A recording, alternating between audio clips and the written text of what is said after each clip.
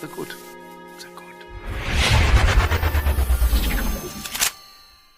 I'm a time traveler from the year 2025, and I've come here to kill you, Hitler. Oh, not again. I'm never gonna have enough time to finish these paintings with all of these time travelers trying to kill me. Well, I'm going to succeed. Before you pull the trigger, can I just ask why? Why do all of you people want to kill me? Isn't it obvious? I'm a progressive, a liberal, a fighter for social justice. And you are a fascist who implemented a reign of terror. And while the effects of your policies devastated the world for decades, soon we will be able to take back the White House, and we will be able to use the government to force people to follow our great ideas. You want to use government power to force your ideas on the populace. Me too! That's fantastic! What? No. Ugh. You and I have nothing in common. What I'm saying is there are people in our time with dangerous ideas, and we need to silence them. Silencing those who disagree with you. I do that too! Oh, wunderbar! Oh, the Nazi movement will not die with me. Don't give me that! I'm enlightened, and you're as bad as... well, as Hitler. Listen, what I'm trying to say is we are very close to implementing a utopia, as long as we can get rid of some certain undesirable people groups. Yes, like the Jews. Yes, like the Jews. Oh. So, in the future, you also do not like the Jews? Well, no. But we don't believe in segregating all the races like you do. I mean, except for, like, graduation ceremonies. In dorms. And hiring practices. Oh, and admissions policies. That sort of thing. I, too, am a fan of the segregation. I'm sorry, I have to ask, is this a real firearm or is this some kind of toy for kids? It's a flare gun. I'm trying not to support America's toxic gun culture. I'm a firm believer in gun control.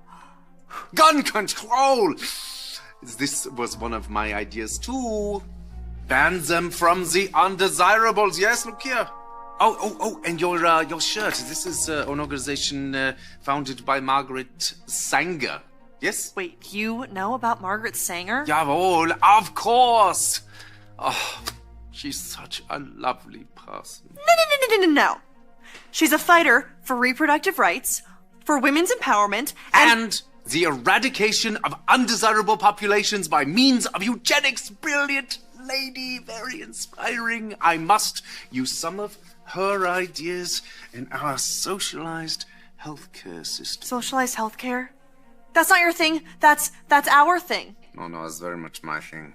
Did you know that Nazi means National Socialist German Workers' Party? Nazi is just more catchy. Nazi. Just rolls off the tongue. No. This can't be true. This has to be some sort of mistake. We are nothing alike. You're Adolf Hitler, evil right-wing fascist dictator, and I'm a feminist restorative justice advocate. And a vegetarian. You're a vegetarian? Me too! Okay, I am so confused right now. I came here with a clear goal in mind to kill the most evil man who I've ever lived. Besides Ronald Reagan. But now that I'm meeting you in person, you're not at all what I thought you were. And your painting is actually really good. What do you call it? I call it Ein Reich ohne Juden. Wow. I don't know what that means, but it sounds beautiful. It does, doesn't it?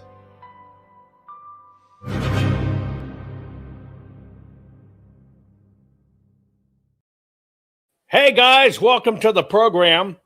We're going to change it up today because frankly, I'm tired of all the political BS. And every now and then we need a break, but I don't want to forego, keeping you up to date, what's going on in politics and everything else. So I'll just do a very brief update. Politics still sucks. Politicians are still lying. The midterms are already pre-rigged. Yes, we've got to pay attention and fix our elections, and we need your help.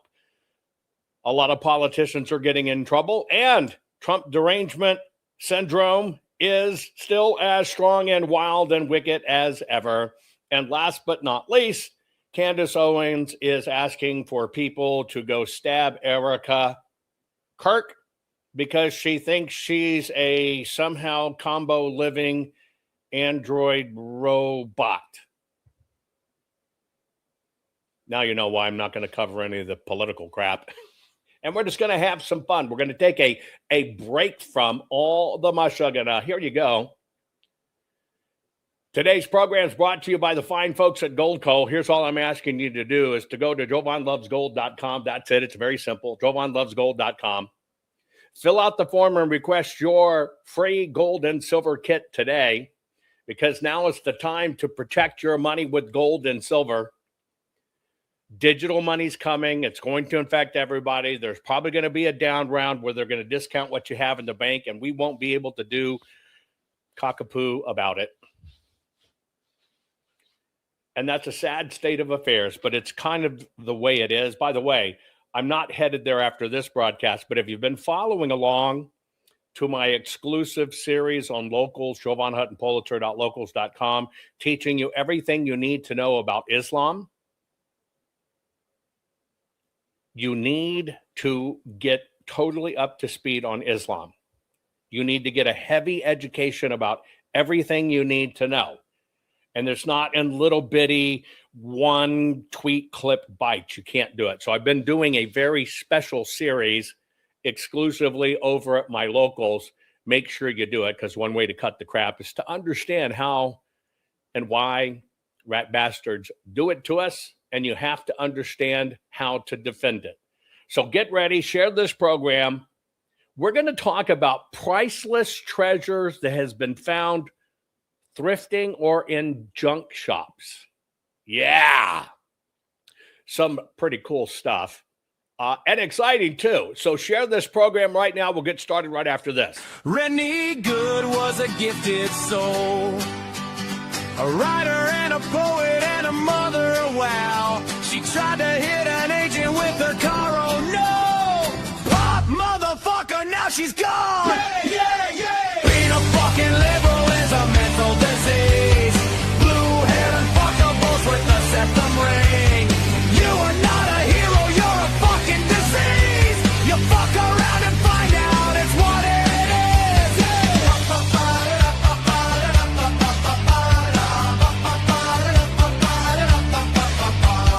Jeffrey Pretty was a Jewish homo.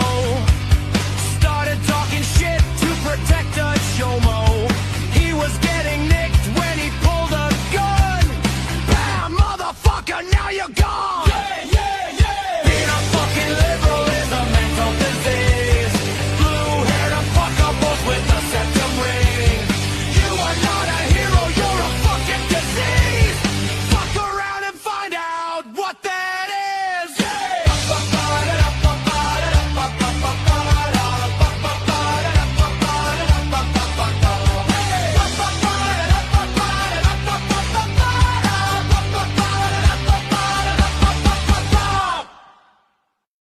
Not fixing 2020 will damn our nation forever.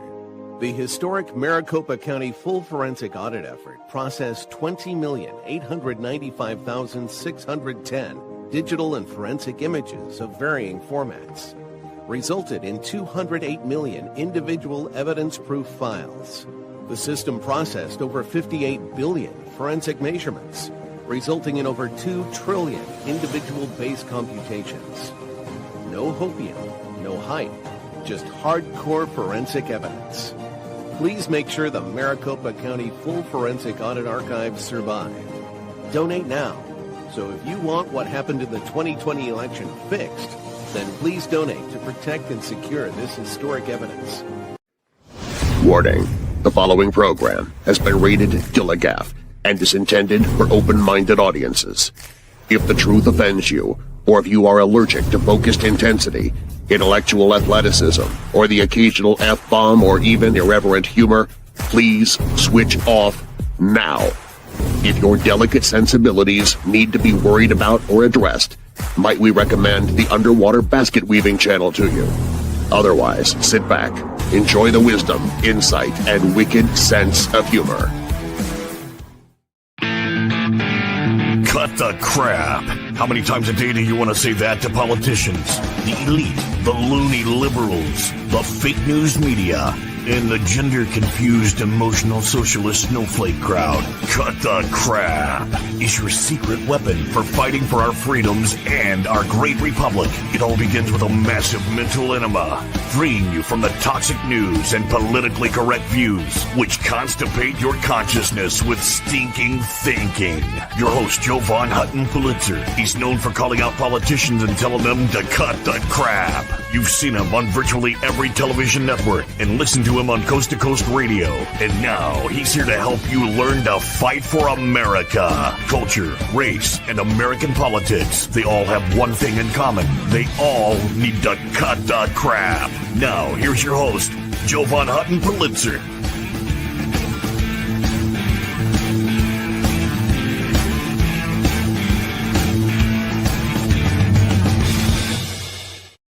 Hey guys, welcome to the program. We're going to talk about priceless treasure. Priceless. Big stuff.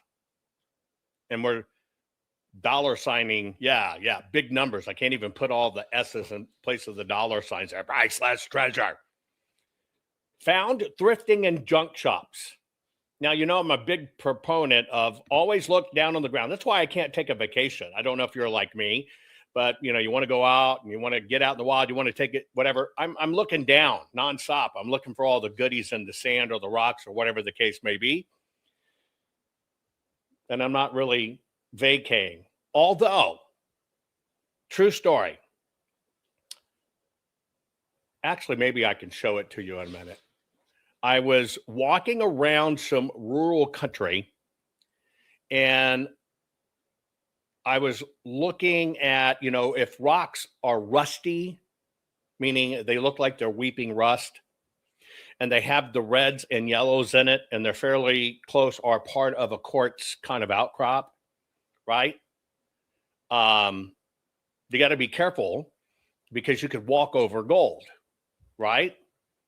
And I was walking, I looked down, and a piece about the size of a deck of a card, and just caught it the exact right way in the sun, and like, holy smoke, the whole back thing of this is just like slathered, right, in hydrologic gold. That basically where gold precipitates sulfides and stuff, and it's very thin, kind of like it just hasn't become a powder yet, and it filters through the cracks of the rocks. And I just picked up this thing.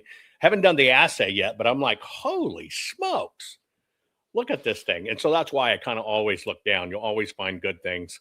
And y'all heard my stories. You can't walk the beach in certain areas because I'm looking down, because I'm looking for whale vomit, ambergris. Look it up. It's priceless. Anyway, we're going to talk about priceless treasures. Yes. Priceless treasure. How do you tell pyrite from gold? Pyrite's brittle. Cubular and brittle. If you found a piece of gold and hit it, you dent it, or it would smash flat. Found a piece of pyrite and you hit it with another rock or a hammer, it will shatter. Tell you an interesting story. You've always heard, right? You've always heard that if you pick up something and it looks like a diamond, one of the ways to test it is to smack it with a hammer, and that if it shatters, it's not a diamond. Have you ever heard that? Put it in chat. Have you ever heard that? Right? That if you were to find something that looks like a diamond laying on the ground, and that you kind of take a hammer and you rap on it, right? That if it shatters, it's not a diamond. A lot of people have heard that. Did you know that's a lie? How do you think they cut diamonds? It's by the cleave. That came from the English, and they sold that story to the U.S. because there's been a lot of diamonds found here. And they ended up with people, miners, thinking, well, this got to be a diamond. And say, no, hit it with a hammer. If it breaks, it's not. That was a lie, because it will shatter. And they poor miners were destroying the diamonds they found. And that's part of how the English did the hack of people in the U.S. not knowing there were diamonds. Diamonds are everywhere, folks. And if you think diamonds are extremely rare, then why do we have 7 and 8-year-old rappers with diamonds embedded in their teeth if it's so rare? Anyway, there are people that fate, luck, whatever you want to call it, find something priceless, right? Now, I've done this before. I'll give you an example. In a little different field, I went to some little electronic rummage thing, looking through old parts and pieces. And two things that I knew what I was looking at. One of them, it was just kind of like an old, really old kind of Soviet era satellite dish repeater kind of thing. You've seen them around. And it was just a military surplus place. And it's just that little cone that goes in it. What they don't realize is in that little cone piece, if you break it open, that, we'll just call it a cathode, that diode, cathode, or whatever is in it, is pure platinum. Yeah, pure platinum. Another one, if you ever go to any of the military outlets, have you ever been into a military outlet, old stuff, looking for old stuff? Any of you in the Carolinas where you have Army bases and stuff? And if you ever go in and you can find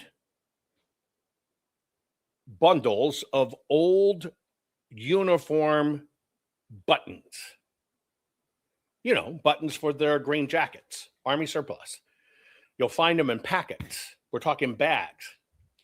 If you can find the ones that are about 1982 backwards, right? Backwards, you want to gobble them up. Here's why you want to gobble them up, is because for every pound of those buttons, which is really only a Ziploc bag about this big, every pound of those buttons, according to the military spec that was in play at the time, they had to plate them. They plated them in gold. They weren't solid gold. But for every pound of buttons, they used 1 ounce of gold to plate them. So that means that $10, $20 bag of buttons you could find at an Army surplus store will have $4,000 or $5,000 worth of gold that can be stripped from them. Now, I tell you this because there's things out there that people don't even know what they're looking at, especially snuff boxes. I know that sounds weird. I'll give you 2 other odd ones before I show you stuff. You know what a snuff box is. Maybe your grandparents, great-grandparents, stiff snuff. I like sweet snuff. I used to do it when I was a kid, getting grandpa's snuff, right? But yeah, if you have any of these Army Vets Clubs, go look for them. Find the old buttons, right? Rummage through that stuff. Anyway, snuff boxes.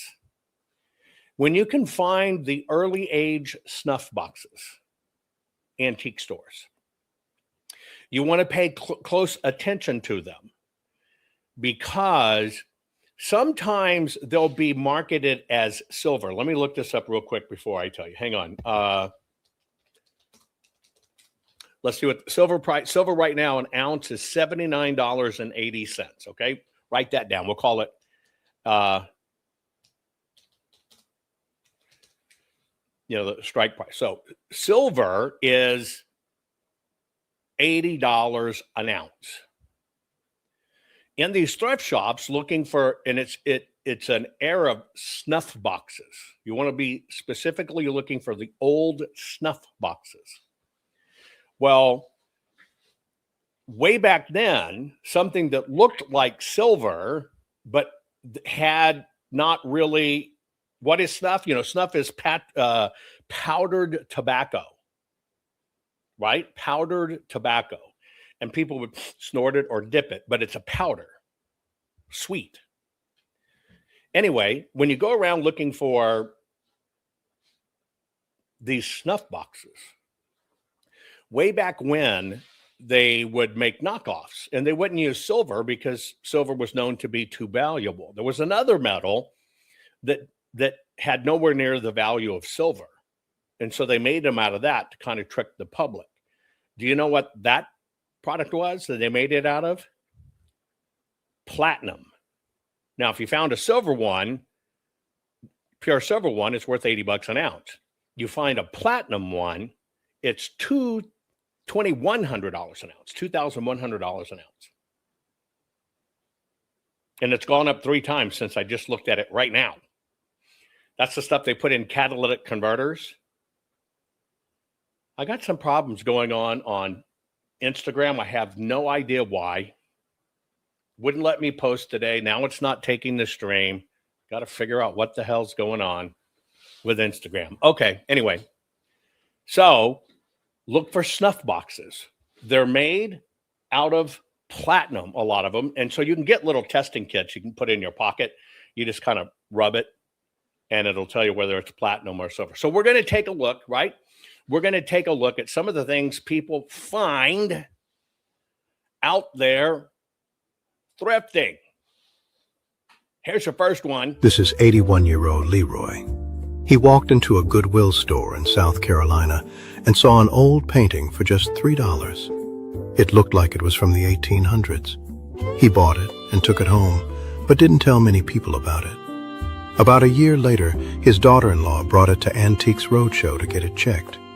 The experts said it could be worth $20,000 to $30,000. That was already a big surprise. Leroy decided to wait and later sent it to auction, hoping it might be worth even more. The painting was later found to be from around 1650, made by an artist from the Flemish School in Amsterdam. It was sold at an auction in Massachusetts for $190,000. Leroy decided to share the money with his son and daughter-in-law.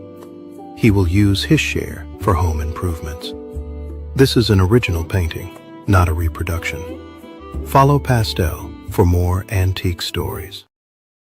Pastel's a great account to follow on Instagram. I wonder what's up with my Instagram. They regularly screw with me. I should have known this morning something was up when I couldn't post the promo, and now I can't run the program, but we'll figure out what's up. They do it kind of regularly. These are some of the things that if you have a keen eye and you look at it, you might stumble across things that can make you wealthy. And sometimes it's the oddest things that people don't think about. Let me show you something from the mineral world, and we're going to talk a little bit about minerals later. Let me show you this one. This is a nugget. That's a gold nugget, folks. Now, the one on the right, you gotta realize is a replica. I just want to let you know. But this is called the Welcome Stranger Nugget. It was at the time. There's been one bigger, by the way. The largest gold nugget ever found. This was found by those two fellows on the left, John Deason and Richard Oates. 62 kilograms. Let me do a quick mathematical figure today. Hang on. Let me ask. Hold on.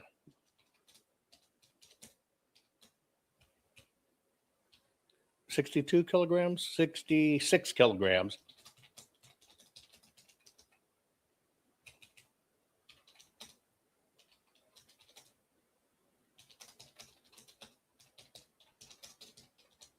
Let's kind of see what it is. I'm kind of do this stuff. Yeah, it's over 100 pounds. Let's see what that. Oh, damn it! I did the wrong number. Hang on. Oh, and I've had my coffee. Bear with me while you look at that. Hang on. What would a 66 kilogram of gold be worth? And what would it be worth if it was specimen nugget? Now, let me see if I can get this right. Hang on. 145 pounds. Okay, so it's 145 pounds that you're looking at. Those two old timers in the 1800s stumbled across it. Okay, And let's see, for live spot is the price. When you hear somebody say spot price, that's the price today. So at 145.2 pounds, 5,000 ounces, $745,000. Is that what you're coming up with? Yeah. So the live gold price right now is $4,799.85. And that's 2,121.95 troy ounces. If it was just a straight, here it is, if it was just a straight raw bullion value, that's $10.9 million. Now, what they did is they melted this. So that one nugget, in today's value, $10.9 million. If in fact they would not have melted it and would have kept it just at the nugget price, it would be worth $20 to $30 million. One find.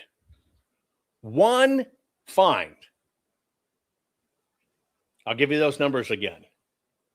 66 kilograms is 2,121.95 troy ounces, which is how gold is measured. 4,799.85 is troy ounce bullion today. That would be 10.19 million just in the melting value. If you compare it, if it was a kept specimen value, that's called specimen value, keeping it together, it would be between 20 and 30 million bucks. Now you see why I look down? Goal. Yeah, there's some pretty amazing stuff out there if you got an eye for it. Now, there's some people that stumble across it and don't find until afterwards that it was worth something. Is this the right one? This is Terry Horton. This lady was buying a gag gift. Check this out. This is Terry Horton. She was a retired truck driver from San Bernardino, California. She walked into a thrift store and paid $5 for a large, abstract painting as a gag gift for a friend. It was too big to fit through her friend's door, so she kept it. She tried selling it at a garage sale. An art teacher stopped and told her to get it checked. It might be a Jackson Pollock. Horton had no idea who Jackson Pollock was. She looked him up and realized what that could mean. She had the painting tested using forensic methods. A fingerprint found in the paint matched Pollock's known prints. Collectors came with offers, $2 million, $9 million. She turned them all down. She believes it is worth $50 million, and she is not selling for less. She paid $5. She has been offered $9 million. The painting is still sitting with her. These are original pictures, not reproductions.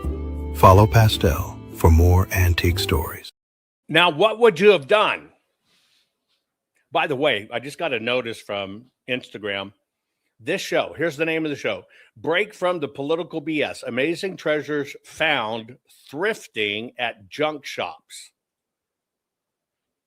Amazing Treasures Found Thrifting at Junk Shops. Get ready.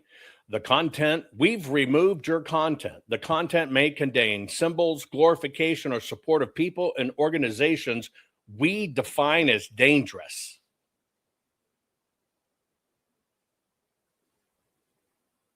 Right? We defined as dangerous.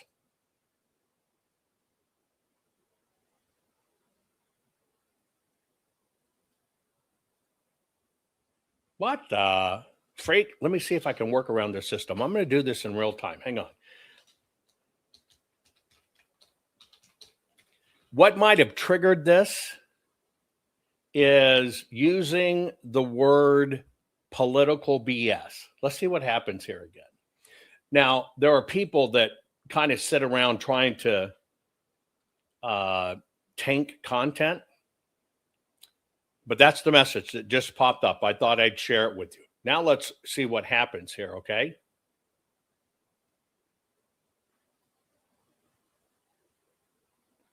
Content may contain symbols, glorification, or support of people, organizations that are dangerous. Okay, well, I got that. So let me go here. Hang on, I'm gonna make a quick edit to the program and see what happens.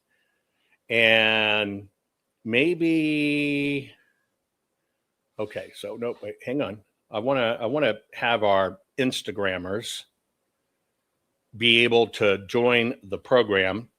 And so let's see what I got. Maybe this will work. Who the hell knows? I don't know. We'll try it. We'll see if we can get Instagram back up and going.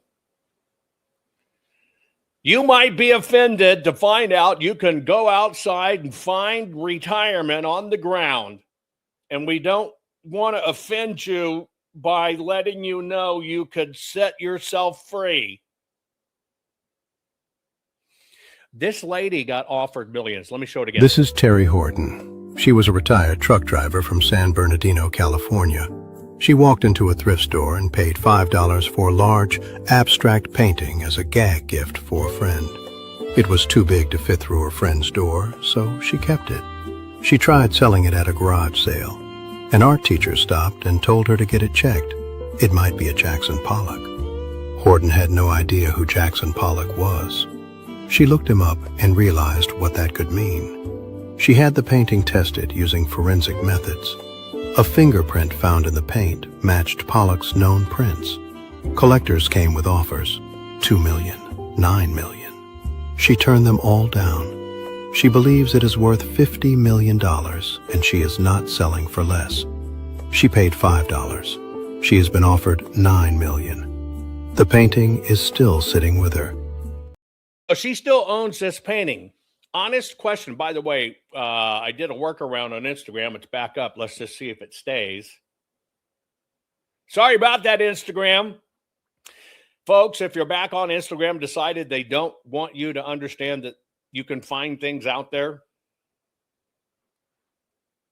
that'll set your life free.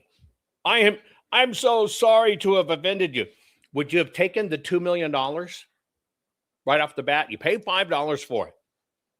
Would you have taken the $2 million offer? Yes or no? Just be honest. You paid $5 for it, right? Somebody comes, wow. Would you have taken the $2 million? Now, some people say no. Some people will be honest, yes. Some people say right.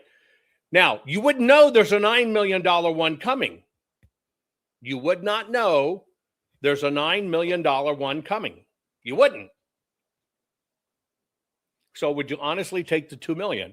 And most people said, I'd take the $2 million and done. Well, let's say she did the $2 million. We know historically she did. But then another one comes and offers you 4+ times it. Would you have taken the $9 million? What would have made you hold out? Just because it was Jackson Pollock? I think most people would have taken the $9 million. Now, this set's unsold to this day, and it's been decades. She's holding out for $50 million.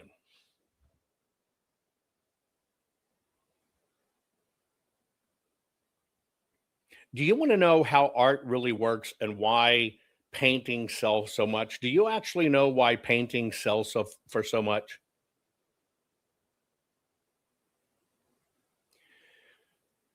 You want to know why certain paintings that you look like, that's a piece of shit. Why does it go up in price? It's actually what's called an ultra high net worth. It's not demand, has nothing to do with demand.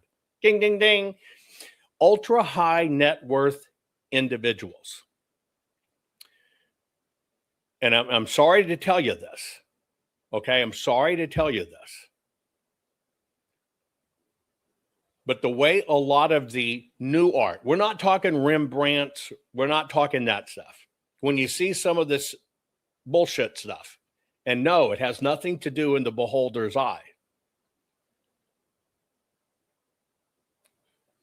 Here's the secret of big art. So forget Van Goghs, forget those things. That's different. But when you see a modern artist sell a painting for $5 million, has nothing to do with status either. What will happen is a group of people will get together and decide to elevate an artist. And it's primarily a big liberal racket. And what they will do, they will take said piece of art and they will put it in an auction.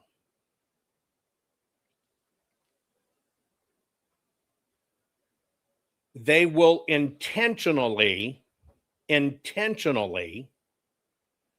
drive the price up. So let's say they buy this piece of unknown art, it's total racket, unknown art, and some wealthy person wins it at auction, driving the price up, and they win it at auction for $10 million. And it's just some unknown artist out of nowhere. They will take that $10 million piece of art, because now it has a value to it, and they will go over and take that piece of art and they will donate it to a museum.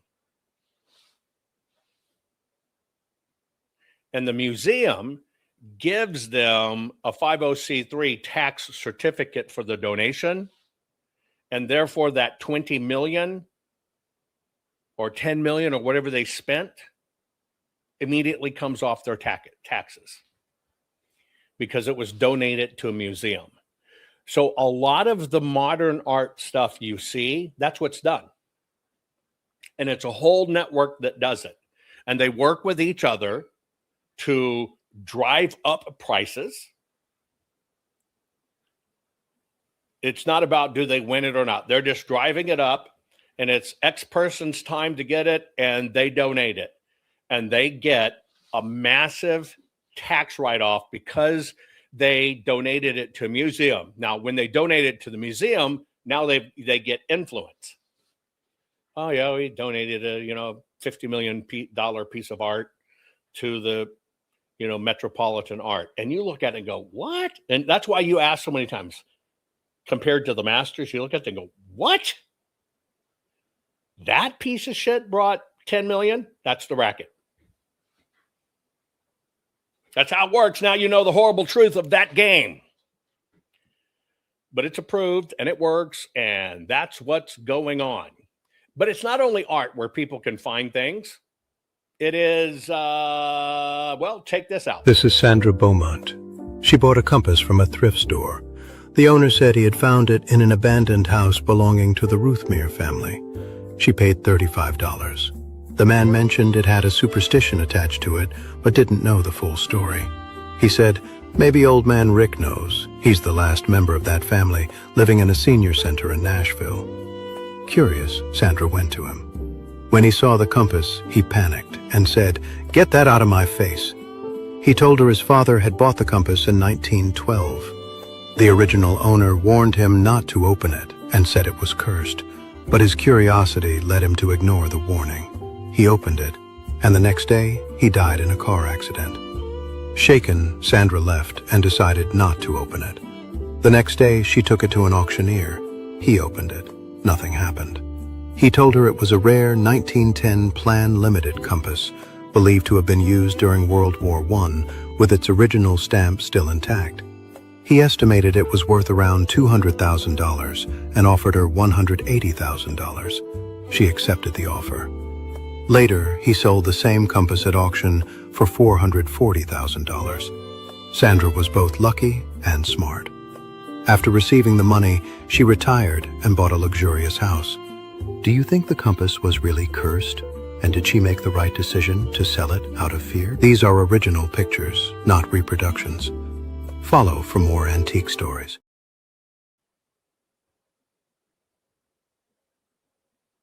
Isn't that awesome? Oh, by the way, part of the art rig that's out there, why you see such ugly art today, it comes back to the Communist Manifesto that said they have to destroy the art world. That's why we don't have sculptures and all this beautiful art, and we got ugly buildings and not great buildings, because part of the breakdown is they promote things that are obscene as art. Like one of the ones that went for a few $1 million was a mason jar. But here's why it was art. Because in that mason jar, the artist took a cross, put it in the jar upside down, and pissed in the jar. And that went on tour and sold. It's to mock. Well, you can tell what it's designed to mock. But that's part of the undoing of art. Like the one artist that sold a piece of art, and I think, let me just double check. Hang on.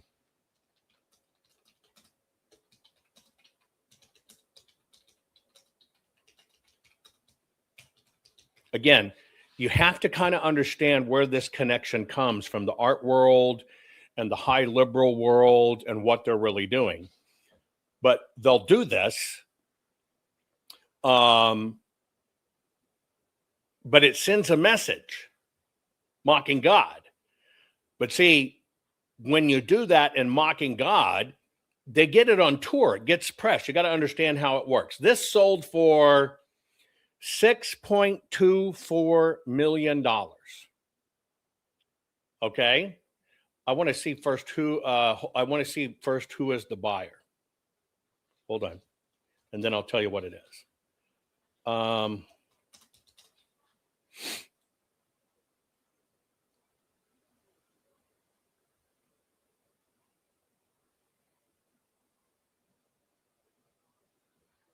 Oh, come on.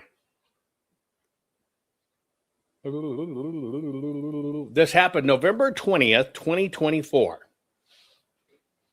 Okay.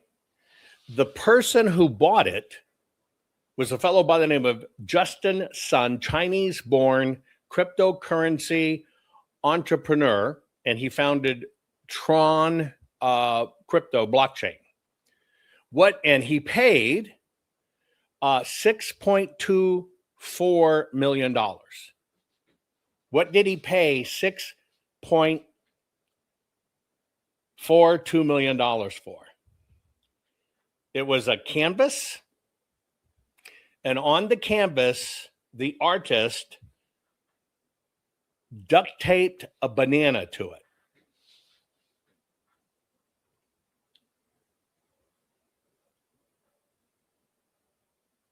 Duct taped a banana to it. Maybe it's just art that changes over time as it rots and molds and whatever. Yeah. $6.24 million for a banana duct taped to a canvas. How about this guy? This is what's called the broadside. And this wasn't that long ago. But a man bought a painting at a flea market for the frame. He bought the painting at the flea market for the frame. When he took the cheap painting out of the frame, there was an original copy of the Declaration of Independence behind it. It had been folded. I assume somebody put it there to protect it from the light. Yes, behind this cheap piece of art, and he wanted the frame. And by the way, the framing stores, you can go to the framing stores and get frames, and they can be wildly expensive. I do it at the Goodwill. You go at the Goodwill. It's not for the art. Sometimes you'll find great stuff, but the frames sometimes are $700-800 frames you get for $10. Now, provided your art has to be to that dimension of the frame, but it's still, with a mat, you can do wonderful things. This sold in 1991 for $2.4 million. Yeah, $2.4 million. Folks, what we're doing is we're talking about things that have been found out there thrifting, right? Thrifting, or junk shops. And I'm showing you some of these amazing finds, like this one. One of the original Fabergé eggs, a scrap dealer found it at a flea market somewhere in the Midwest. He knew it was gold. And he bought it because it's, this is a solid piece of gold carved. It's completely different than what you think it is. And it ended up, he bought it for $14,000. He ended up, he later identified what it really was. And it was egg number 3 in the collection, $33 million. $33 million, and it was setting in the Midwest. By the way, Instagram's back up. Do you know why Instagram said it was potentially violent content? Look at the name of the show. BS. See it where it says political BS?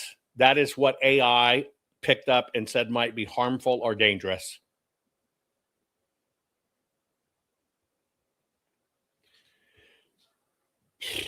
Anyway, folks, we're looking at treasures, priceless, big bucks, treasures found at thrifting and junk shops. I'm kind of giving you a tour of these things, and some of these things are really impressive. This is Ariana Jade. She found a dusty ceramic jar at an estate sale. The organizer said it was just decorative pottery from a basement cleanout. Ariana paid only $35, wrapped the jar in newspaper, and took it home. She carefully cleaned it, and while washing, she noticed the colors were incredibly vivid underneath. Deep cobalt blue, iron red, emerald green, and bright yellow. Curious about the unusual technique, she brought it to a Chinese antiques dealer named Henry. When Henry examined the base mark, his expression changed completely. He quickly offered $80,000 in cash. Seeing a huge profit from her $35 purchase, Ariana accepted the offer and sold the jar. A few months later, she discovered that the same jar had appeared at a major auction house. Specialists confirmed it was a rare Jiajing period Ming Dynasty Wukai fish jar from the imperial kilns in Jingdezhen, created between 1521 and 1567. When the auction began, final price to $5.2 million. The jar she sold for $80,000 had become a $5.2 million masterpiece. Do you think Ariana made the right decision selling it immediately? Or should she have consulted more experts first? Follow Pastel for more antique stories. See, that's the big question. And by the way, that's a great account. And Henry wasn't wrong. That's a great example. Does money drive you? Or do you even just do a little bit more excavation?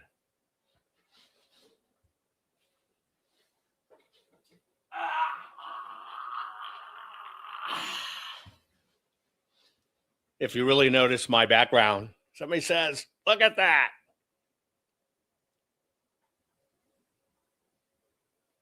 Bronze.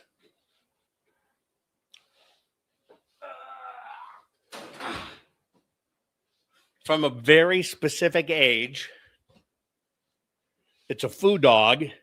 And I was lucky enough to find the pair. The pair. Right? Some things you just don't sell, you'll kind of hang on to, right? Because it's not really worth selling. I'm not sure a lot of these are really worth selling if they just go into private collections, right? But yes, I have the pair. That's what's even rare. It's called a food dog, FOO dog. Let me tell you what a food dog is. Hang on one second.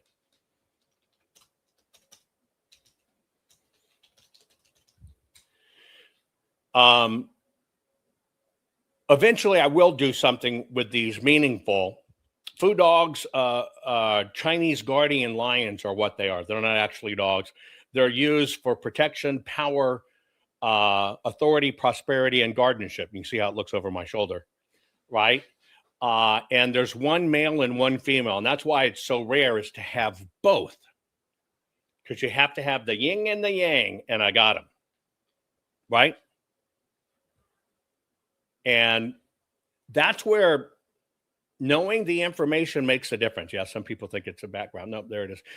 That's where knowing the information can make the difference? Yes, Chief, since he's my dog, is a Jew dog. That's a little bit different. And when we make a mixed flour together, he makes Jew dough. Anyway, that's a pair. Liberty Mom says, I didn't know Jovan has a pair. I have a great pair. An exceptionally high quality pair, just so you know, right? Anyway, food dogs are absolutely great. But what we're doing, folks, just for fun, because I'm tired of the political BS, right? Priceless treasures, right? This is where it pays to become, pay attention, somebody who studies little bitty odd pieces of information, just so you know. And if you collect it for trivia persons, you're actually known as a spermologer. But it's good to kind of follow these things to do them, because it can kind of train your eyes into these things, right? That you kind of never knew were out there. I'll give you an example. Look at this. This is Julio de Dos Filho, Brazilian. He found this nugget. And by the way, the nugget was kept intact. And today that nugget approaches about $15 million in value. It's called the Welcome Stranger. The Welcome Stranger nugget. I could dig that. Hey, welcome, stranger, come here, right? So there's all kinds of creative things you can find out there if you kind of look. There's even things in the past that were totally devalued, had no value. People thought they were trash. Seriously, society thought they were trash. And now they are a pretty penny. Who's the one painting? That's one of my English ancestors. Some of y'all have seen my various family art, right?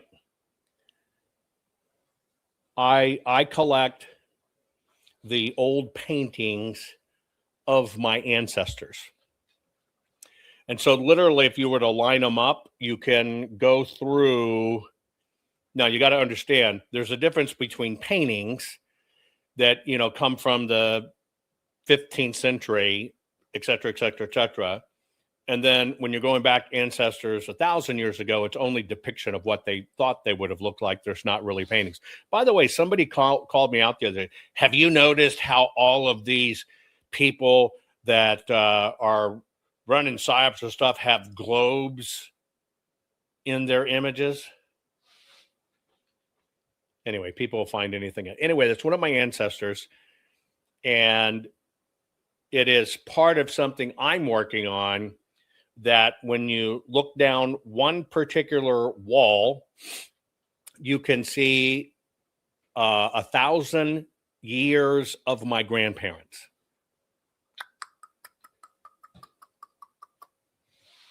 And so it's been one of the things I've been working on for a very long time. But you can see 1,000 years of my ancestry on one wall. And you can go on, it's probably Amazon or some of the other book dealers, right?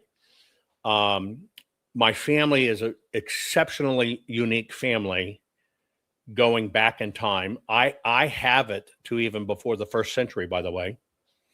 And it's just a unique historical piece of family. Of course, I'm a history nut. And so that's kind of one of my things. Joe says, I purchased a cast iron railroad sign for $500, and a year later immediately sold it for $4,000 on eBay. There you go. They exist. Joe, you're the bomb, man. Isn't that awesome? They're out there. They're out there, right? They're out there. Anyway, so that's all we're doing, folks. We're just having a little bit of fun, taking a look at things out there that people found, right? And knew what they were or suspected they were, right? Bought them, some unsuspecting, and they found them. Let me show you another one. And this is its finished form that I'm going to show you. But the fellow bought it in its rough form. Now, he was a fellow in the know. It was in Wyoming, I believe. And he was literally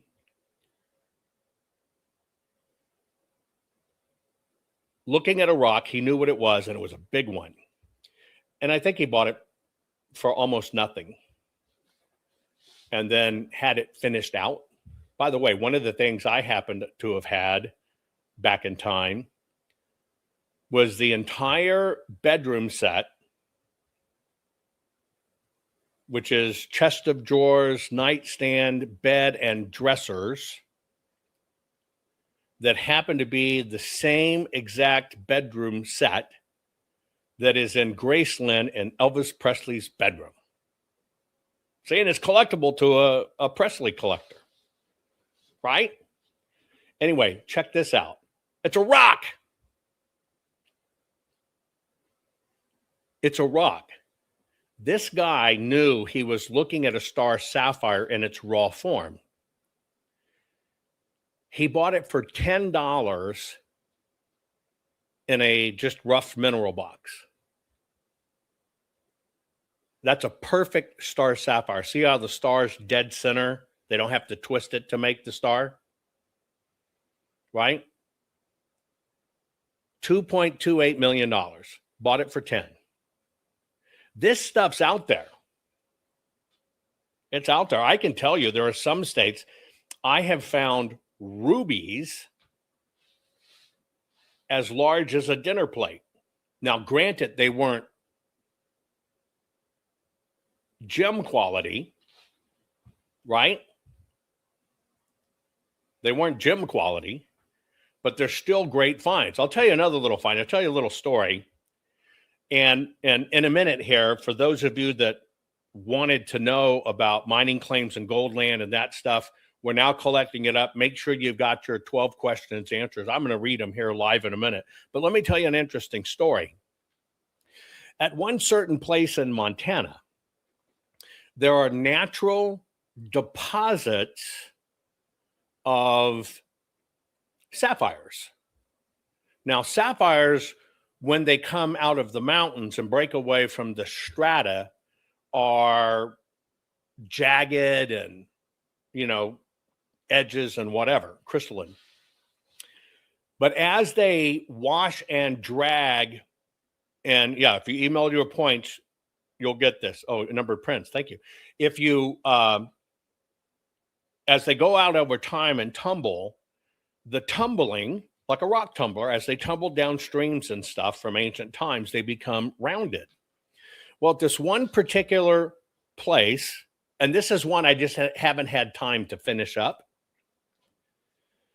but at one point in time, our United States military and scientists figure out in our B-52 bomber planes, our big bomber planes. Of course, this is, going back in World War II, right? Is it World War II? The gyro compasses that would balance the planes, because they spin so wildly, they needed to put a bearing in it. A certain size bearing, 2 millimeter, 3 millimeter, whatever it was. Now, steel bearings wouldn't work because they were having to replace them so much. And so they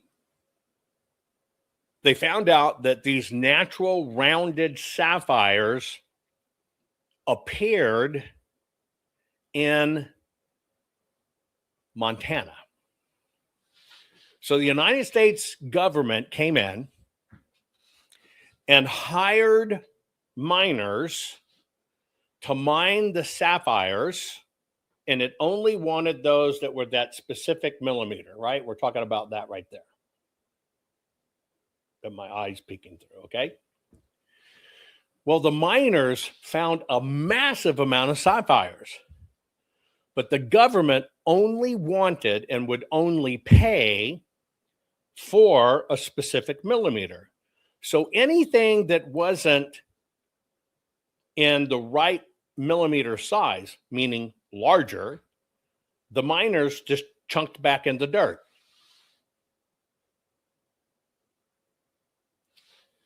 More importantly, in tracking this story, I found out some of the miners, what they would do is, because they're using hydraulic machinery to dig up this land, so you would have hydraulic fluid 5-gallon buckets, right? 5-gallon bucket. Think your Lowe's or Home Depot buckets. All of the ones that weren't that size, they would just take them all out after they, because you wash them up and you get them, and then they shake them through shakers. And it's, if I had my little shaker here, I could show you, but it catches the one that's the exact size, and the rest are either, too small or too big. They would just dump them in these hydraulic buckets and then put the lids back on, and they would throw those off in the dirt, and they just get buried right back up. So you're talking 5-gallon buckets, metal bucket cans, filled with sapphires. And so I'm chasing this story. Now, there's no way to tell over these miles where those buckets would be. And they'd be kind of hard to detect after this time because that bucket would degrade. However, I found a story where some of the miners got an idea, well, maybe these sapphires might be valuable. Yeah, sifters might be valuable. So 2 rackets went on simultaneously. Number one, there were so many sapphires there that the government contract was fulfilled very fast. Well, of course, they weren't going to have that on a government contract. And so what they started doing is taking all of those sapphires, okay, and they started filling 55-gallon drums, 55-gallon drums.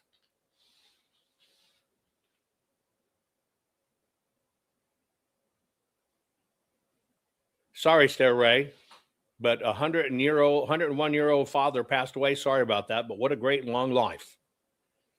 Our condolences. Anyway, I'm reading Rumble Chat. Anyway, so the miners conspired against the government and started claiming it was hard to find these sapphires. It's not. And so they started taking all the sapphires, and in the 55-gallon fuel drums, they started filling them with sapphires. But they were worried to get found out. See, what they wanted to do is they just wanted to keep on having a regular paying job.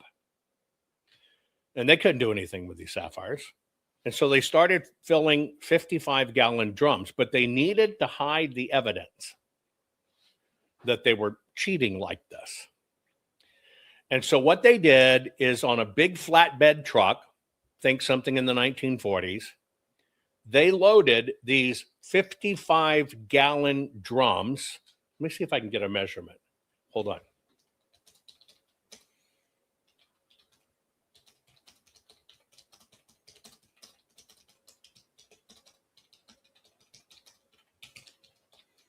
See if I can get some math on this.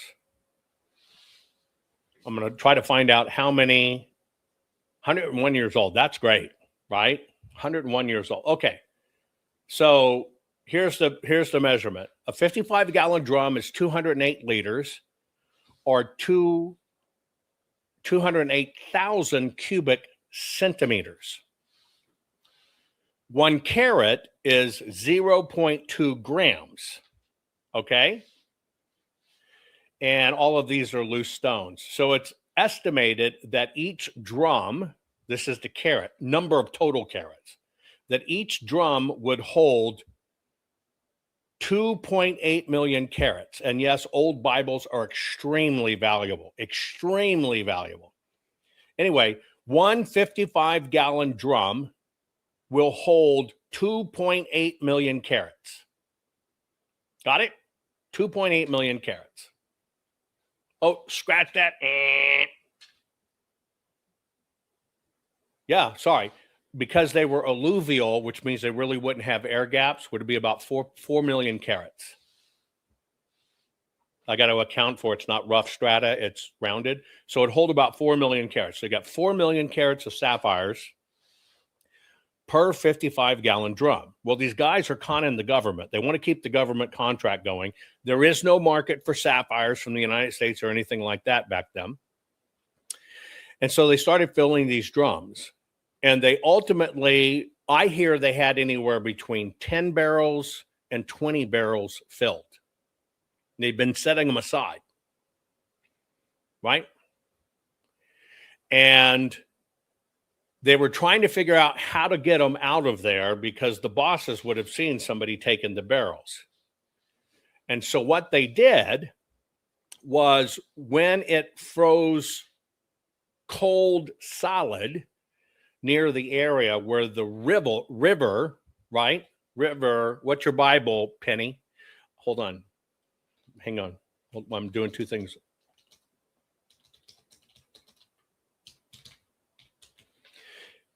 So when the river froze and the bosses weren't looking, they decided, because the river is only, a couple hundred yards across, they decided what they'll do is they'll drive this truck across the river to not have to be seen taking barrels out of it because it's a very long way around, right? And going across the river, which is normally solid ice, they hit a weak spot and that whole truck went down.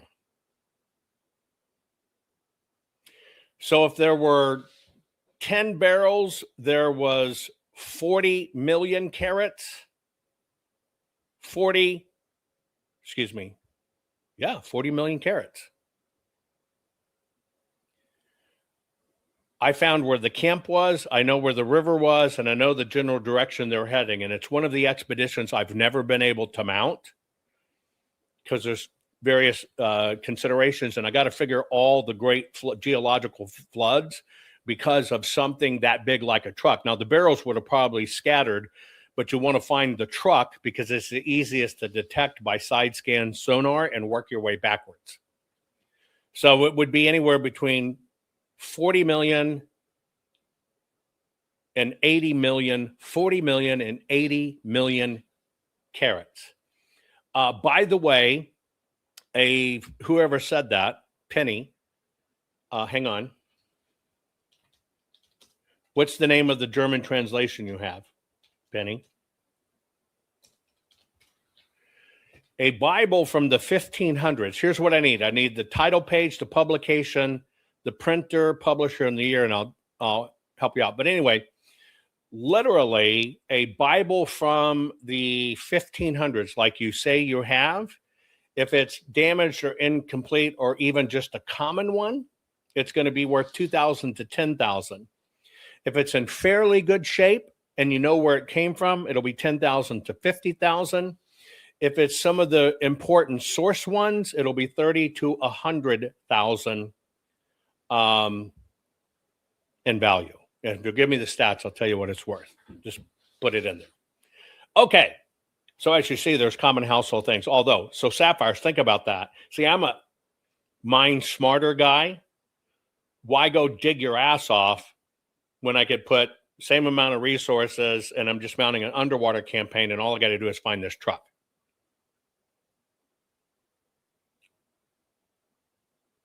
God, I got to get back to my exploration business, which I put on hold. But anyway, and I tell you this because this stuff's out there on the ground.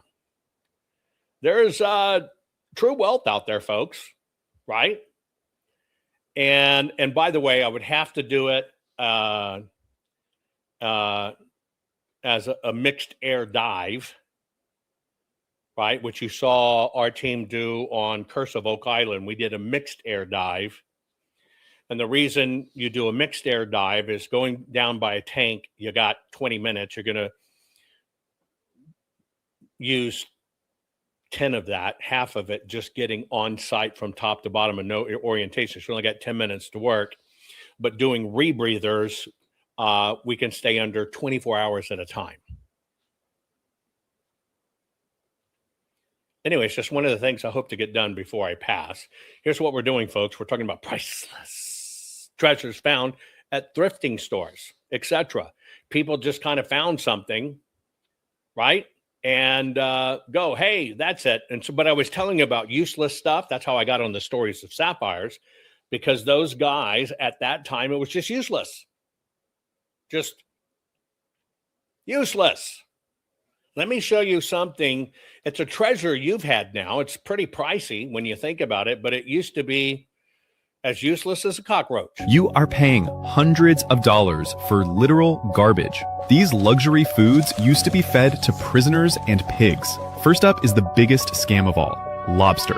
You think ordering a lobster makes you look rich, but before the 20th century, this was bottom feeder trash. White people refused to touch it, so they fed it to indentured servants and slaves. Then they started feeding it to prison inmates, and you will never believe what happened next. The inmates literally rioted. They started a massive uprising because eating lobster was considered cruel and unusual punishment. They actually had to pass a law capping lobster meals to 3 times a week.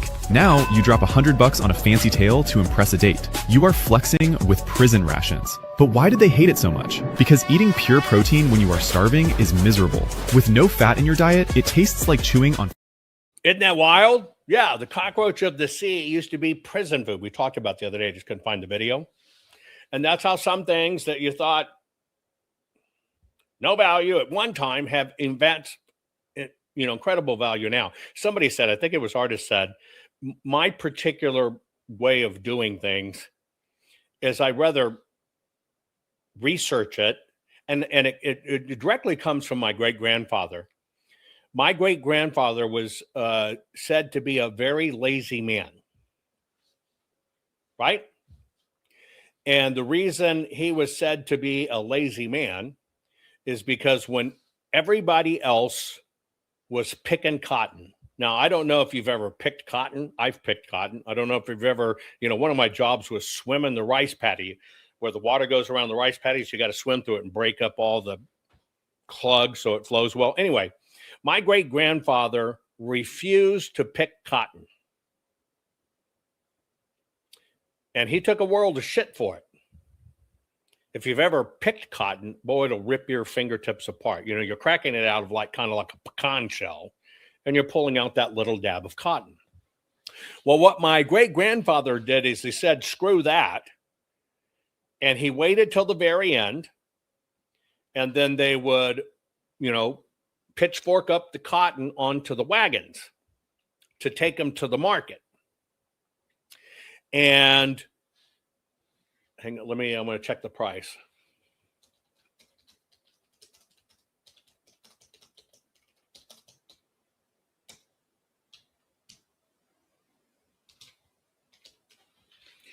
And so while everybody was busting their ass in the field, and they're probably working for not even $1 a day. So they're going to bust their ass. They're going to be out in the heat. They're going to make their finger bleeds and everybody else. They were working, right, for that $1 a day, maybe. My great-grandfather said, screw that. Now, he had his own wagon, and he had a horse team. And so he would wait till all the cotton picking was done. You can still see this to this day, by the way. It's money laying on the freaking ground. And so you've probably noticed, if you ever been through cotton country, even putting it in the big trucks, little specks of cotton blow out. Well, you can imagine in their times it was far more prevalent, okay?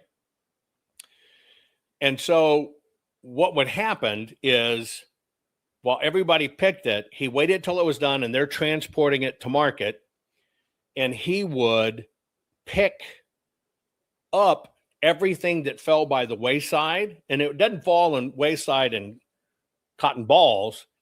It would be clumps. They just fall off the wagon. Well, nobody bothered to pick those up at time. Hang on, let me see. Hold on. I just want to give you real facts.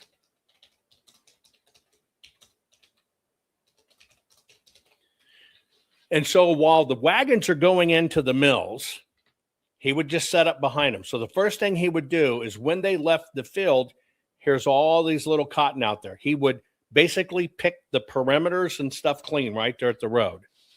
And then he would follow the cotton train going to the mill, and all those big clumps that would fall off the wagons, okay, he would pick that up. Now, you got to understand, a lot of these people were forced laborers. A cotton bale is about 400 to 500 pounds, by the way. Pick a bale of cotton. They would get paid about 50 cents per 100 pounds. That's what and this was in Arkansas and Mississippi. This is what a cotton picker would get paid in, 1891. They would get 50 cents per 100 pounds picked. A bale would be 400 pounds or 500 pounds, depending upon what the mill wanted. And so my great-grandfather said, screw that. And he would literally, and half of those people got paid and half of them didn't in years before that. But they get about 50 cents a pound. He would pick all that up. All he did was pick it up. That's it. All the little fluffy stuff picked up, where everybody busted their ass. And he would get, in following the cotton train and just picking it up with the kids and the family, they would make in any one season about $350. Where an average person working a month might be lucky to make $15. And so probably part of my thing is genetically, with me, I'm just not going to do that shit. I'm going to work smarter if I can work smarter. And this came on the heels of this particular person. I'll give you the whole story. We had tremendous amount of land holdings. But his father was a gambler and a drunkard. And so my great-great-grandfather, who was his father, was a state senator.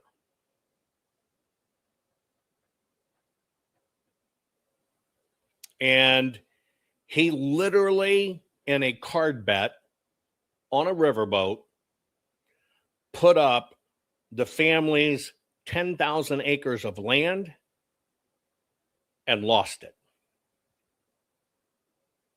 on a card bet.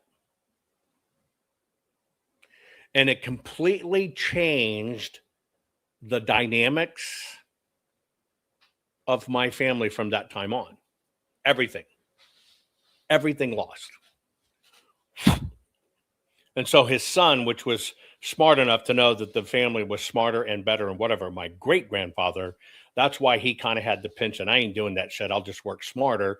And they were able to survive and have a very nice life by surviving. But yes, that addiction of gambling and drinking devastated our family. And so my grandfather, this great-grandfather's son, he was creative as well. And his particular thing, which spanned prohibition and stuff, he saw how much alcohol and stuff were selling for it. And so that one grandfather, basically what he did is he picked cotton, make money. Then he went down to the Florida, so grandfather on one side. He used to run the rum for the Kennedy family. And so while he was delivering the mail, he would run the illegal liquor in the mail boat and deliver it. That's where he made money. And then my actual grandfather from the one that my great-grandfather picked up a bale different. When he saw the price of liquor, and right, he, being as white as they come, opened one of the most successful juke joints, true thing, in Mississippi, of all places. and was able to keep the family afloat with a dozen kids, him not being there, but running a juke joint and making sure the money got home. So I guess you got to kind of be creative, right? But yeah, my family lost all their holdings in a freaking card game. Anyway, try this find. This is Jessica Vincent. She raises polo ponies just outside Richmond, Virginia. She and her partner stopped at their local Goodwill to unwind after work. She spotted a large red and green striped glass vase in one of the aisles. She picked it up immediately. She said she knew it was a nice piece, but had no idea how nice. She could not believe nobody had picked it up before her. She paid $3.99. At home, she noticed markings on the base indicating it was made in Italy from high-end Murano glass. She posted photos in a glassware Facebook group. The responses came fast. The vase was designed by Carlo Scarpa, one of Italy's most celebrated architects and designers, and produced by the renowned glass company Vanini. It sold at a Chicago auction house for $107,100 to a European art collector. Jessica called it her Christmas miracle. She bought a new trailer for the horses and said she would never stop going to Goodwill. These are original pictures, not reproductions. Follow Pastel for more antique stories. Some of these were just a few years ago, right? Some of these are just a few years ago. Here's another mineral one for you. One more of the larger finds, and what we're doing is we're talking about priceless. I'm stressing it. Treasures are found out there thrifting or in junk shops. Here you go. This was found by Kevin Hillier. This is Kevin right here. And in 1980, with a metal detector, he found this particular nugget. It's called the Hand of Faith. It looks like a hand, right? It's now on display, I think, in one of the big casinos and stuff. They bought it for millions, right? 875 troy ounces. Now, he found this with a metal detector. He found it with a metal detector. And the way I understand the story, he was detecting where miners had been. This thing must have been filthy. And I think the miners just kind of let it go by with the rock crush because it was too big and never expected to be gold. And it got buried under the old rocks. He comes around with a metal detector, detecting where people had previously worked, and changed his fortunes into the millions. And here in a second, I'm going to remind you of the questions that we asked for those of you.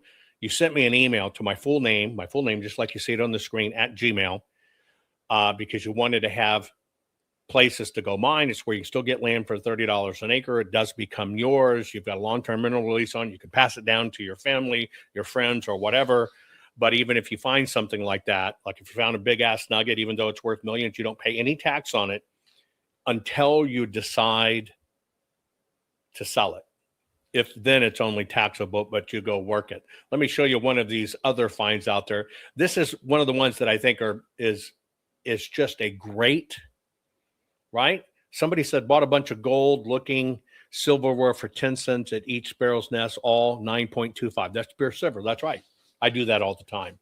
I always look at estate sales when I pass one or I'm in an area, and I picked up a knife set. That not only are the knives silver, but the handles are all pure ivory. And I think I got them, the whole set, for $10. Anyway, here's one. This is John Anderson. He spotted a pale blue ceramic dish in a cluttered antique shop. The shopkeeper said it came from an estate sale. To everyone else, it was just another crackled celadon piece. John paid only $85, carefully wrapped the dish, and brought it to his house.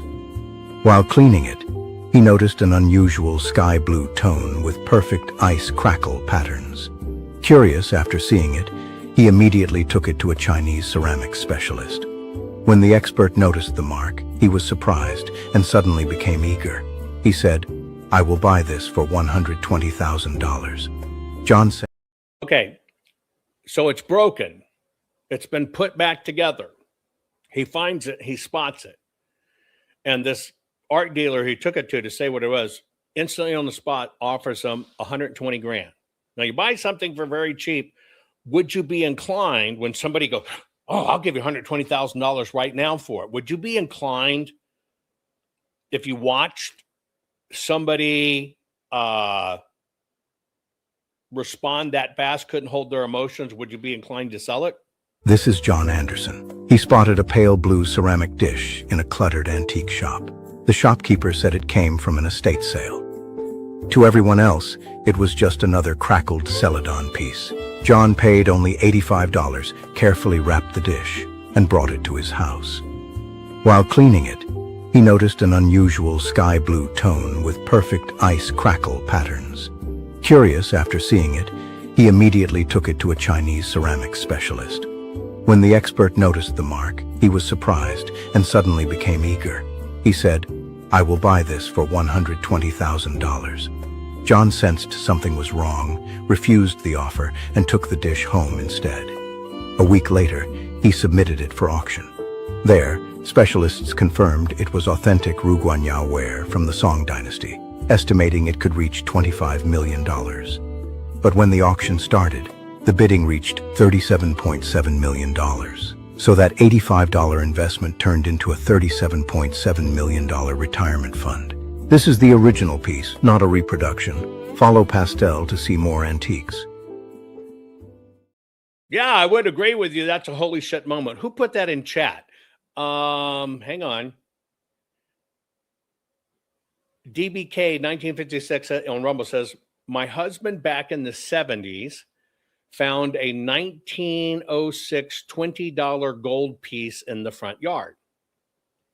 Okay.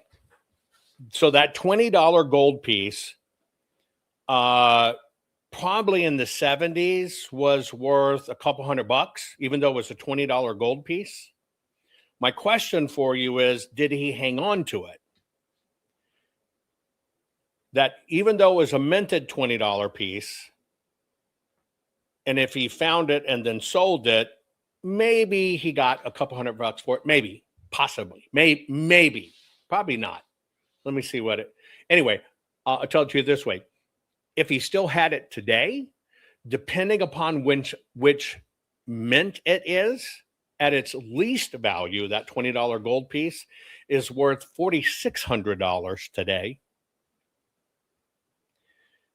If it's got a particular mint, a D or S, it's worth $10,000 today. So what we've been doing, folks, is we've been talking about priceless, baby. Things that people found at auctions or whatever the case may be. Right? There's all kinds of stuff out there. I want to read to you just real quick in closing. Remember, I've asked you to send me an email, just like you've been seeing sapphires or golds or whatever the case may be. There's an unknown law that most people don't pay attention to that enables you, still in the Americas, to get land, federal land from the government. It does become yours. It's just technicality and paperwork stuff. You can keep it your entire life. You can pass it on to your heirs and stuff, just as long as you keep the paperwork current. But it allows you to basically go out and find mineral land. Here is what I sent you. If you didn't get your email, let me put my eyeballs on. Okay. And so I basically tell you, here are the states where you can do this: Alabama, Alaska, Arizona, Arkansas, California, Colorado, Florida, Idaho, Mississippi, Montana, Nebraska, Nevada, New Mexico, North Dakota, Oregon, South Dakota, Utah, Washington, and Wyoming. And it's the lead states, the western states that lead this, but it's a multi-step process to do it. We're going to help you through all the location and paperwork and stuff. And I want you to remember, you don't just go to land, right? You just don't go to, it says, no, Jovan, my dad bought it and went to the Super Bowl. He got about $300. There you go. Wow. Anyway, just because, let's just say, Nevada has gold doesn't mean all Nevada land has gold, right? The two rules of gold are as follows. Gold is where you find it. That's kind of a duh. But you're not going to find gold predominantly or minerals or anything like that where it has not been found just because it's in a near proximity or in the same state or even the same county. That is not the way it works. And so part of this is us doing the deep research for you to make sure you are, if you want to find platinum or you want to find silver or you want to find turquoise or you want to find jade or you want to find diamonds or sapphire or gold, whatever it is, or combos, to make sure you're matched to the closest place where finds have been found historically recorded, and then you work the geology backwards. I'll give you an example. And I'm going to give you a wealth story because it created $1 billion wealth. A fellow, I think the name of the books is Diamonds and Water and Ice, Fire and Ice. It's a great read. I used to give the book away. It's a fellow by the name of Robert Fripke. And he set out on the search for diamonds. The way he did it is he knew there were general diamond areas. And so he started looking in the creeks and streams. And so what did we do? Let me see if I can find just a picture. Hang on. So you understand what it is.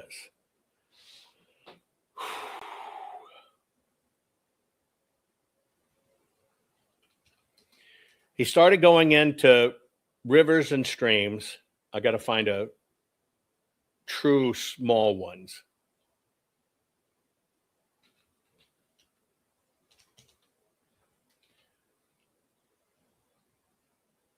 I just kind of want to show you the scale.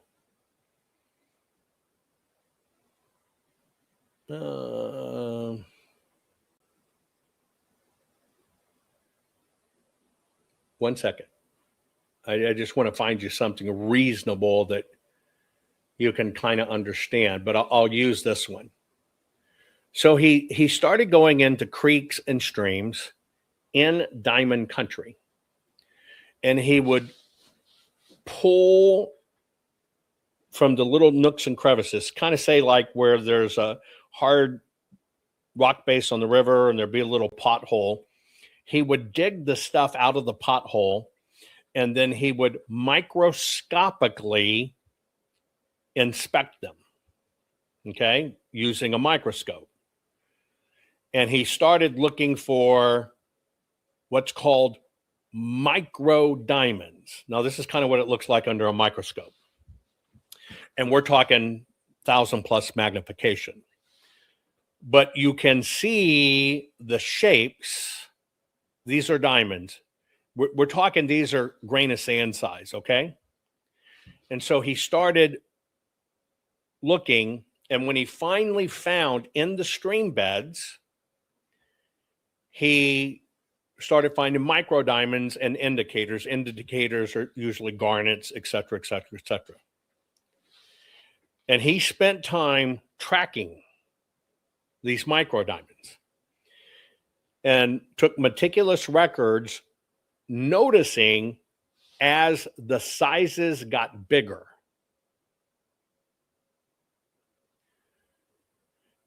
What he realized is as the sizes of the micro diamonds got bigger, what was that an indication of? What was an indication of, I'm closer to the source. Heavier ones are going to stay farther back. Tiny, tiny ones are going to flow down. And so he kept on working it backwards and working it backwards and working it backwards. And until he comes to the streams, there's multiple streams, and he's chasing these micro diamonds. It's all research work, folks. And the diamonds started getting bigger. And he started finding what's called massils. Let me see if I can show you a picture of massils. Hold on one second.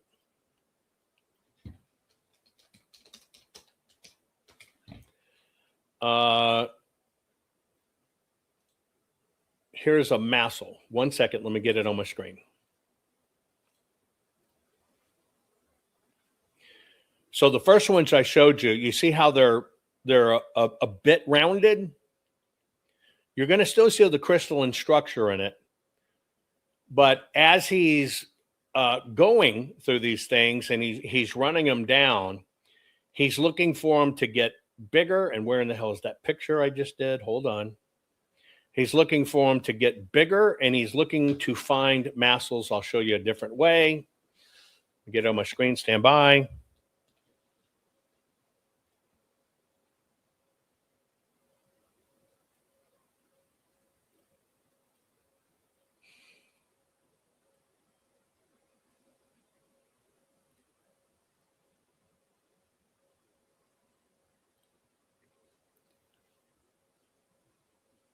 This is a diamond massil. Let me take this one off, get to this screen. So this is a massil. Now, massil is the diamond in its particular shape where it's still, and here you see the Star of David, you're seeing the massil shape of the stone. Okay? And in finding the massil shape of the stone, as they got larger and he starts finding massils, see, it's those points that chip off over time the most. That's the weakest point in it. And once he started finding the triangles, he knew he was close to the source. And so he's working it back. And all of a sudden he stopped finding them. What does that mean? He's looking for micro diamonds. He's researching them. He started out, by the way, I should have told you, he started with indicators. There are other gemstones that indicate diamonds are present. He tracked the indicators, found the diamonds, tracked the diamonds larger size, found the massils. You're right. When he finally gets up these creeks, and there are none he can find, he basically found where the diamonds entered the stream.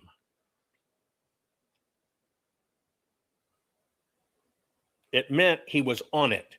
He was on where they went from the ground and got washed into the stream. It's the same for gold. If you were looking for gold in a river and you find little specks, but you keep on working the creek and the river and they get bigger and bigger, and then they stop being flat and they start being round, and then they go from being round to you see bits of quartz in it, but they're not polished. They're rough, right? They got a lot of sharp edges and they got quartz in them. Well, then when you find that, you're basically where it's breaking out of the mountain. Anyway, he chased this up. It is what built what was called the Rio Tinto mining empire. It was worth $1 billion from, and all he did was put in the footwork. Never mind. He just put in the footwork.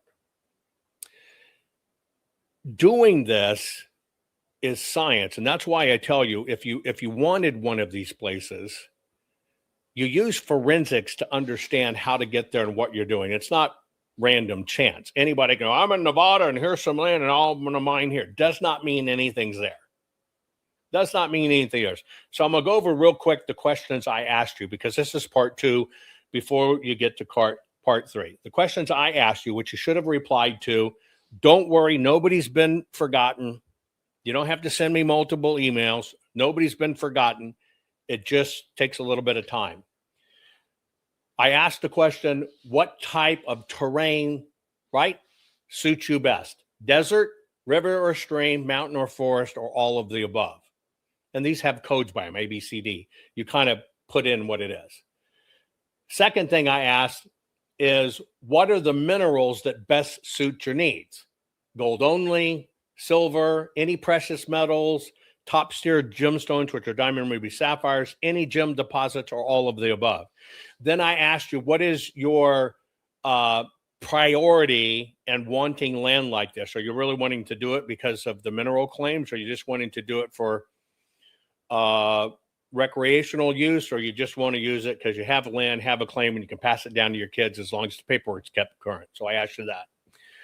Then I'd basically tell you federal law says you can have between 1 and 10 of these, and they're 20 acres a pop. Boom, boom, boom, boom, boom, boom, boom. So I asked you, how many single 20-acre parcels are you interested in? question, was that right? Or I asked you if you've ever done this before, if you've had any.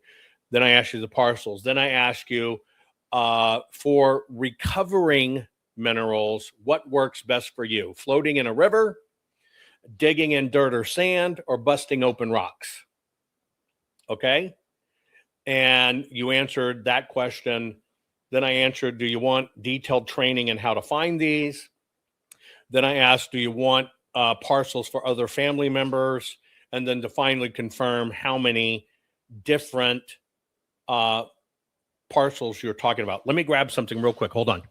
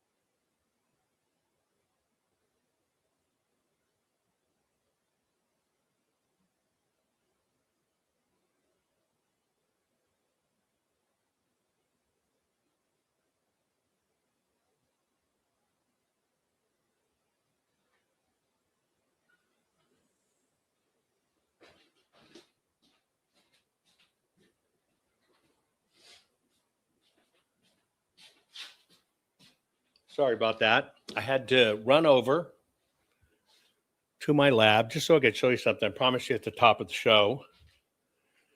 So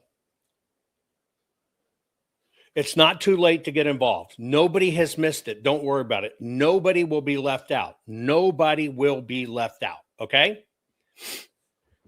Anyway, would you walk over a rock like that? How many rocks like this have you seen on the ground? Let me see if I can get a good focus.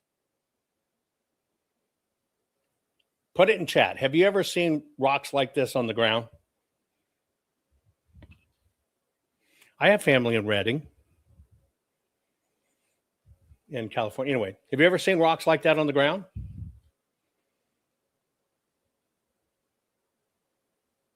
Right? Just a rock. Now, the first thing I'm going to show you, okay, can you see the little bit of the reddish tint in this rock? Now, if you're looking from afar, you can kind of notice the reddish tint, which will kind of give you your iron in the rocks. And so you're looking for iron indicators. Let me show you the little top of the rock. Can you see that red there? So now that's the bottom of the rock, but you see that red in there? And you kind of see there's sulfur and yellow. It's kind of red. It starts getting sulfury, rusty. This is what's called rusty over here. Okay. Those are, if you were just looking at rocks, those are the things you're looking for. But you probably would have walked over that, right? Let's see if I can get it to shine for you. Dang. There you go. Look. You see that? That's all gold. That's one little bitty piece of rock. Now, this is on the hydraulic side, and this is where hydrologically it comes to the ground. It's tiny, tiny particles, and as it flows through those irons and sulfides, it deposits the little bitty specks. There you go. But if you wouldn't have known to look for the red, right, you never would have found it. Most people would have told you that's an Indian sex stone. Do you know why you would think this was an Indian sex stone? You know what an Indian sex stone is, right? Yeah. That's the first time I went out with my cousin when we were kids. I'm picking up, what's this? Because we're picking up artifacts. He goes, that's an Indian sex stone. I go, an Indian sex stone? What's that? He says, just a fucking rock. Yeah, just a fucking rock. Well, you would think this is just a fucking rock. That is not what it is. See if you can get a good glimpse from this side. So here you're looking at the geologic composition. And this is why you look for, you see those tiny shell fractures in there? That's where the ancient waters flow through it. Now, this is distance from a far distant source, but it affixes itself. Yeah, just another fucking stones, Indian sex rock. So there it is. And many people, I'm going to try to get the light on it again. Let me just get a good focus. Many people would completely walk against it. So gold doesn't necessarily hit you in the face. So what you do for a rock like that, and boy, I can just see it glimmering from here. How can I show you that? I had it just a minute ago.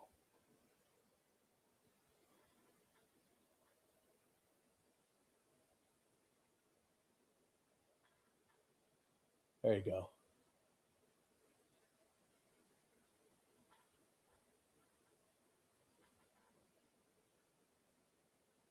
That's why most people miss it. But there's all different kinds. You have to understand where it is. This stuff, right? This stuff, you just load up your freaking wheelbarrow and go home and bust it up and pull the gold out of it. And so those are the questions I asked you. It's a process. Nobody's missed out. You are not going to miss out. But it is a process. But I can tell you what, we're not going to waste our time researching for you if you're not really serious. And so the way it did is we put it out there if you want it. We've gotten your emails back. We send you the 12 questions. Can't do anything without the 12 questions. Then we get the 12 questions back. Then you're going to get an email. So are we understanding you correctly? This is it. And once you confirm that, right? That is where it begins the process. You'll basically get an invoice and the work begins to go through the paperwork process, which we'll all go through together on each one, which could be 60 days. That's how it works.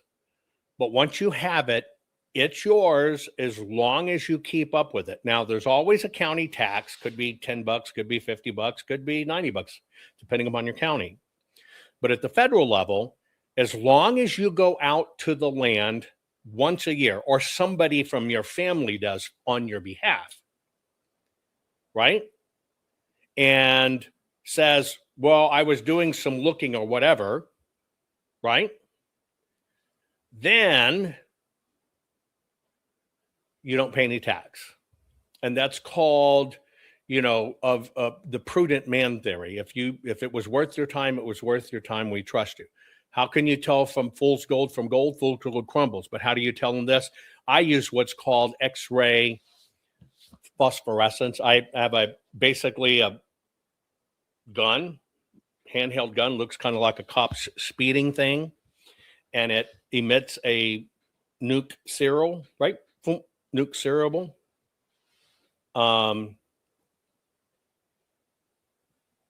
It will tell you the incredible composite. McCourt Miller says, New York State says any gold you find, including on your own land, is theirs. Yes. Some states do that. Not all states. And that's why these are based on the states where that law is wide open and ain't going to change. Anyway, I hope you enjoyed today's program. A little fun. Priceless. Precious treasures. Because frankly, I'm tired of all of the political shit, and I think you need to be saving your own ass, and nobody's going to save your ass except you. That's why I do the books I do. To basically, you're going to have to learn how to grow your food. You better get right on it, folks. If you're lazy and don't want to dig and don't want to weed, I did that. If fruit's your thing, baby, here it is. Right? I'm going to do a show upcoming for you. I've got fruits for you that might be growing in your garden, especially if you have family land, that you might not know your state has outlawed and made criminal. Fruit trees. Outlawed, made criminal. And if they find them, they have the right to rip them out and bill you for it or take your land. That'll be coming up on the next series of shows. I'll share that with you. And thanks for everybody making sure that we get to the end game for the full forensic audit. It's very key. We got great things happening if it happened, but it's still going to take all of you pulling together to get there. And nobody is too old to get out searching for gold. Let me tell you why. What we're engaged in is the paperwork process and getting you the land. But there are plenty of people in your family that would love just to get out and hunt. And it's still land. And it's still under your control. So you don't actually have to get out yourself and do it. You don't. Got a lot of friends and family may do it with you. Anyway, I love you all. Share this program.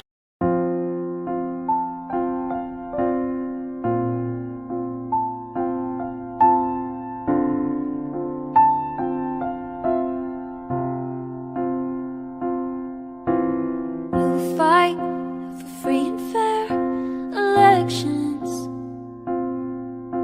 invent and scan the balance of kinematic artifact detection.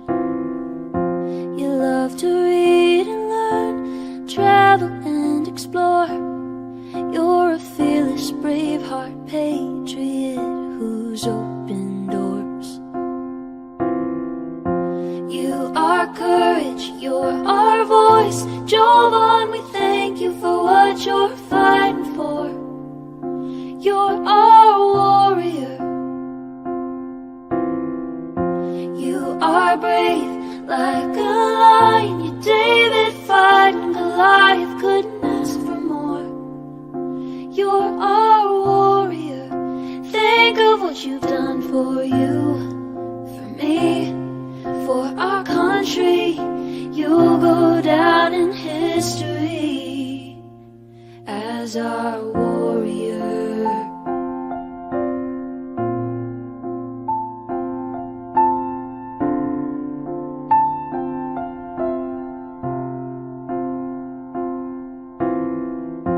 You lead by God and always do what's right. In the battle for our nation, you lead the fight. We pray for your safety, the armor of God to protect you from all of us. Here's a thank you for all that you do. You are courage, you're our voice. Jovan, we thank you for what you're fighting for. You're our warrior. You are brave like a lion. You're David fighting Goliath, couldn't ask for more. You're our warrior. Think of what you've done for you, for me, for our country. You'll go down in history as our warrior.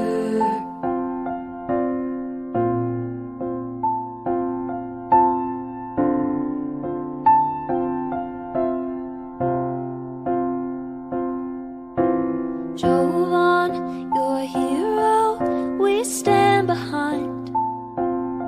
We're inspired by the fire inside your eyes. American proud, we know you'll fight till your dying day. And we'll always stand behind you through everything. You are courage, you're our voice. Jovan, we thank you for what you're fighting for. You're our warrior. You are brave like a lion. You're David fighting Goliath, couldn't ask for more. You're our warrior. Think of what you've done for you, for me, for our country. You'll go down